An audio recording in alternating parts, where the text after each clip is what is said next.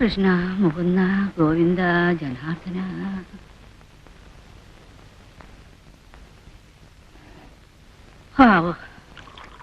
ഇനി ഒരു ഗ്ലാസ് വെള്ളം എന്താച്ചാ കുടിക്കാൻ എടുത്തോളൂ സാവിത്രി കുട്ടിയെ.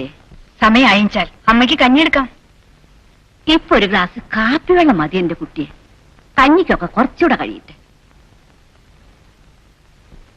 കേട്ടോടെ മുകുന്ന, നീ ഇന്നലെ വന്നു വിളിച്ചപ്പോ പുറപ്പെടാൻ തീരെ മനസ്സുണ്ടായിരുന്നില്ല.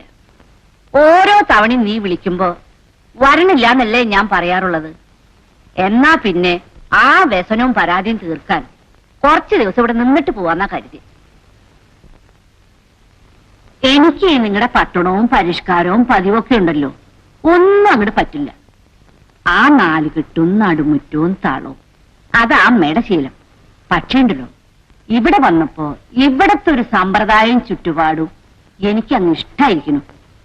ഇനിയിപ്പോ ഇവിടുന്ന് മാറ്റവണ വരയ്ക്കും നിങ്ങളുടെ കൂടെ കൂടുകയാലോ എന്നാ എന്റെ മോഹം. എത്ര നാളായിട്ടുള്ള ഞങ്ങളുടെ ഒരു ആഗ്രഹമാ അമ്മയെ കൂട്ടിക്കൊണ്ടൊന്ന് താമസിപ്പിക്കണമെന്ന്. ഏതായാലും വന്നു കിട്ടിയല്ലോ, ഇനി വിടാതെ നോക്കേണ്ടത് സാവിത്രിയുടെ മിടുക്കാം. ആ അങ്ങനെ ഇപ്പൊ എന്നെ പിടിച്ചു നിർത്താനായിട്ട് വിശേഷാൽ ഒരു മിടുക്ക് കാട്ടേണ്ട കാര്യമൊന്നും അവൾക്കില്ല.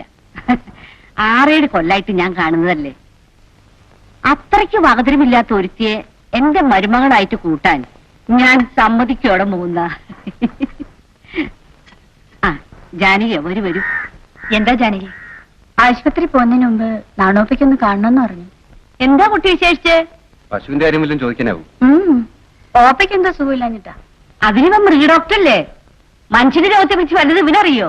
ഓപ്പയ്ക്ക് ഇപ്പൊ അങ്ങനെയൊന്നുമില്ല, ആരായാലും മതി. കാശ് മുടക്കില്ലാത്ത ചികിത്സ എന്ന് വെച്ചാ രോഗം താനേ മാറും.